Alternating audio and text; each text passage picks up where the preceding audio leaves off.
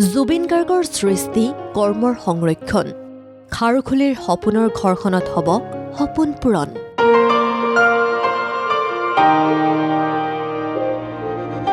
জুবিন গাৰ্গৰ সৃষ্টিৰাজিক স্থায়িত্ব প্ৰদানৰ উদ্দেশ্যে জুবিন গাৰ্গ ন্যাস গঠন। প্ৰাণৰ শিল্পীগৰাকীৰ বিয়োগৰ পাছত প্ৰথমবাৰৰ বাবে সংবাদমেল সম্বোধন পৰিয়ালৰ। খাৰুখুলিৰ নিৰ্মীয়মান ঘৰ ন্যাসৰ বাবে অৰ্পণ। মই বহুত আৱেগিক হৈছোঁ, কাৰণ জুবিনৰ বাবে আজি 3.5 মাহৰ পিছত আমি ওলাই আহিছোঁ এটা খোজ দিবলৈ। আমাৰ সামান্য সামৰ্থ্যৰে সকলো ৰাইজৰ সহায় সহযোগিতা, বিশ্বাস আৰু সুবাসেৰে জুবিন গাৰ্গৰ নামত এটা ট্ৰাষ্টৰ কথা ব্যক্ত কৰিবলৈকে আজি আপোনালোককো নিমন্ত্ৰণ কৰি আনিছোঁ আৰু আমিও একত্ৰিত হৈছোঁ। এই ট্ৰাষ্টটোৰ যোগেদি আমি জুবিনৰ আদৰ্শকে লৈ যেনেদৰে তেওঁ সামাজিক দিশত, সাংস্কৃতিক দিশত বা এই ক্ষেত্ৰত জড়িত ব্যক্তিসকলৰ বাবে, নতুন প্ৰজন্মৰ বাবে, প্ৰকৃতি সংৰক্ষণৰ বাবে যিবোৰ কাম কৰিছিল, তেনেকুৱা দিশবোৰতে কিছুমান কাম আমাৰ সামৰ্থ্যৰে আমি কৰি যাবলৈ চেষ্টা কৰিম। আৰু এই কামসমূহ পৰিচালনা কৰিবৰ বাবে আমাৰ খাৰুখুলিৰ প্ৰপাৰ্টিটো আমি আগবঢ়াই দিবলৈ লৈছোঁ ট্ৰাষ্টৰ নামত। জুবিন গাৰ্গৰ ভগ্নী পামী বৰঠাকুৰ, খুৰাক মনোজ বৰঠাকুৰ আৰু পত্নী গৰিমা শইকীয়া গাৰ্গে একাংশ বন্ধু সহযোগীৰ সৈতে শুকুৰবাৰে কাহিলীপাৰাৰ বাসগৃহত সম্বোধন কৰিলে এই সংবাদমেল। শিল্পীগৰাকীৰ বিয়োগৰ 3.5 মাহ পাছত সংবাদমেলযোগে পৰিয়ালে প্ৰকাশ কৰিলে এই সিদ্ধান্ত। জুবিন গাৰ্গৰ জীৱনৰ সমস্ত সৃষ্টি আৰু কৰ্মৰাজি সংৰক্ষণৰ উদ্দেশ্যে গঠন কৰা হ'ব এক ন্যাস। ইতিমধ্যে আৰম্ভ হৈছে এই ন্যাসৰ প্ৰাৰম্ভিক কাম কাজ পৰিকল্পনা। জুবিন গাৰ্গৰ সপোন কঢ়িওৱা খাৰুখুলিৰ ঘৰটোৱেই হ'ব ন্যাসৰ স্থায়ী ঠিকনা। পত্নী গৰিমা শইকীয়া গাৰ্গে এই ঘৰটো ন্যাসৰ নামতেই অৰ্পণ কৰাৰ সিদ্ধান্ত প্ৰকাশ কৰি কয়, সেই সপোনৰ ঠিকনাতে চিৰদিনে একাত্ম হৈ ৰওক জুবিন গাৰ্গৰ সমস্ত সৃষ্টি কৰ্ম। জুবিনৰ সপোনৰ ঠাইখন তেওঁৰ নামত হ'বলগীয়া সমাজৰ সংস্কৃতিৰ আৰু তেওঁৰ উপাস্য প্ৰকৃতিৰ বাবে ভাল কামত ব্যৱহাৰ হওক, নিয়োজিত হওক, আমি সেয়াই আশা কৰিছোঁ। আমি এতিয়া এই থকা ফ্লেটটোতে আমি থাকি যাম আগলৈও, কিন্তু খাৰুখুলিৰ সেই প্ৰপাৰ্টিটো য'ত জুবিনৰ বহুত আশা তাত জড়িত হৈ আছিল, সেইখিনি জুবিনৰ নামত হোৱা সামাজিক সাংস্কৃতিক ভাল কামবোৰৰ, মানুহৰ বাবে কৰা কামবোৰৰ বাবে, কাৰণ জুবিন এজন মানুহৰে মানুহ আছিল, সেই কামবোৰতে নিয়োজিত হওক। পৰৱৰ্তী সময়ত কিদৰে আগবাঢ়িব জুবিন গাৰ্গ ন্যাস পৰিকল্পনা ব্যক্ত কৰিলে পামী বৰঠাকুৰে। জুবিন গাৰ্গ ট্ৰাষ্ট বা ন্যাসটো তাৰ আণ্ডাৰত 3টা উইং থাকিব, 3টা উইঙেৰে পৰিচালনা কৰিব।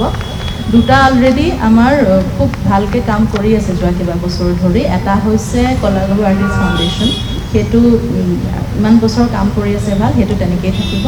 আৰু এটা অভিনয়া পাৰফৰ্মিং আৰ্ট, যোনটো আমাৰ বা জংকী বৰঠাকুৰৰ নামত আছে, সেইটো উইঙো তাৰ আণ্ডাৰৰ পৰাই পৰিচালনা কৰা হ'ব।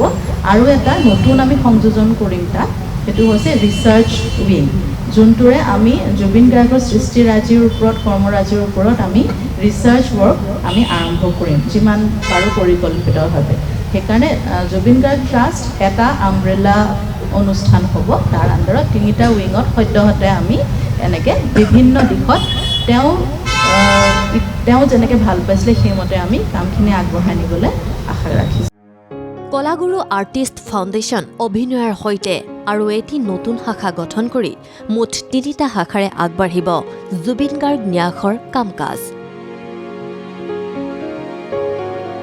নতুনকৈ গঠন হ'বলগীয়া শাখাটোত জুবিন গাৰ্গৰ শিল্পকৰ্মৰ গৱেষণাৰ ব্যৱস্থা কৰা হ'ব।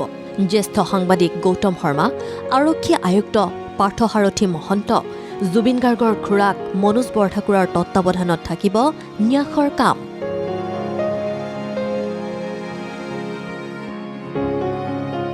কোনবোৰ গীত স্বীকৃত হ'ব জুবিন সংগীত হিচাপে? কিদৰে সংৰক্ষিত হ'ব জুবিন গাৰ্গৰ কণ্ঠৰ গীত আৰু অন্যান্য সৃষ্টিৰাজি? সংবাদমেলতেই আভাস দিলে অন্যতম ন্যাসৰক্ষী গৌতম শৰ্মাই। আমি জুবিন সংগীত বুলি ক'ব লাগিলে জুবিন গাৰ্গে লিখা আৰু সুৰ দিয়া গীতখিনি, সেইখিনি হ'ব জুবিন সংগীত, বাকীখিনি হ'ব জুবিনৰ গীত বা জুবিনৰ গান। বহুত গান গাইছে, বিশাল আছে। এই জুবিন সংগীত আচলতে জুবিন গাৰ্গে নিজে কৈ দিয়া মতে 5,000মান গান নিজেই লিখিছে আৰু সুৰ দিয়া গানটো ধেৰ হ'ব, সেইটো বহুত বছৰ আগতেই কৈছে, এতিয়া নিশ্চয় দুগুণ হৈ গৈছিল। গতিকে সেই গানখিনি কোনখিনিতো জুবিন গাৰ্গে নিজে লিখা সুৰ দিয়া এই কামবিলাকো কৰিবলগীয়া আছে। বিশালকৈ তেওঁৰ ল'ৰাটাই বহুতখিনি কাম গানখিনি সংগ্ৰহ কৰি থৈছে। মই এটা উদাহৰণৰ কাৰণে ক'লোঁ, জুবিন সংগীত কেৱল গানেই নহয়, জুবিন গাৰ্গৰ লিখা গান সুৰ দিয়া নাই, সুৰ দিয়া গান তাত শব্দ মানে ভৰা নাই, তেনেকুৱাও 2 এটা সন্ধান পোৱা গৈছে। 2-3টা চিনেমাৰ কাহিনীৰো সন্ধান পোৱা গৈছে। এই গোটেইখিনি লৈ জুবিন গাৰ্গৰ সমস্ত সৃষ্টিৰ চৰ্চা, গৱেষণা আৰু প্ৰসাৰৰ কাৰণে জুবিন গাৰ্গ ন্যাসৰ অত্যন্ত প্ৰয়োজনীয়তা আছে কাৰণে আচলতে এই ন্যাস গঠনৰ সিদ্ধান্ত লোৱা হৈছে। যদি জুবিনৰ অপকল্পিত গীত, অৱগাহিত লেখা, অৱগাহিত কবিতা কাৰোবাৰ হাতত আছে, ন্যাসৰ লগত যোগাযোগ কৰি সেইখিনিত সহায় কৰিলে আমি মানে জুবিন গাৰ্গৰ সৃষ্টিৰাজি প্ৰকৃত বিশ্লেষণ কৰা হ'ব। জুবিন গাৰ্গৰ পৰিয়ালৰ সিদ্ধান্তক আদৰণি জনাই জুবিন গাৰ্গ ন্যাসক লৈ আশা প্ৰকাশ ন্যাসৰক্ষী পাৰ্থসাৰথী মহন্তৰো।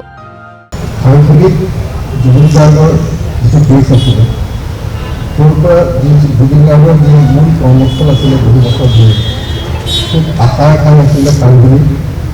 সেই 1 বিঘা মাটি, তাত থকা ঘৰ, সেই সকলোখিনি জুবিন গাৰ্গৰ তেজৰ যিটো পৰিয়াল, তেওঁলোকে সেই মাটিখিনি প্ৰস্তাৱ দিছে যাতে সেয়া ৰাইজৰ বাবে কাম কৰিব।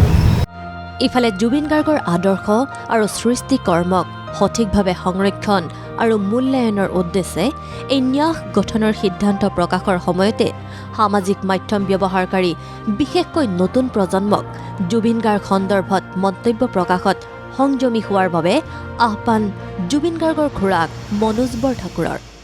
বিচাৰ প্ৰক্ৰিয়া যিহেতুকে দীঘলীয়া হ'ব, তাকে অলপ ধৈৰ্য সহকাৰে যাতে থাকি পেলাই এই বিচাৰ প্ৰক্ৰিয়া ভালভাৱে আগবাঢ়ি যাবলৈ যাতে সকলোৱে সহায় কৰে, সেইকাৰণে সামাজিক মাধ্যম ব্যৱহাৰ কৰোঁতে অকণমান যাতে সংযত হয় আমাৰ জুবিন প্ৰেমী সকলো ৰাইজ। তাৰ কাৰণে আমি পৰিয়ালৰ ফালৰ পৰা এটা পুনৰবাৰ আপোনালোকৰ আগত অনুৰোধ জনালোঁ। Bureau' report ND24।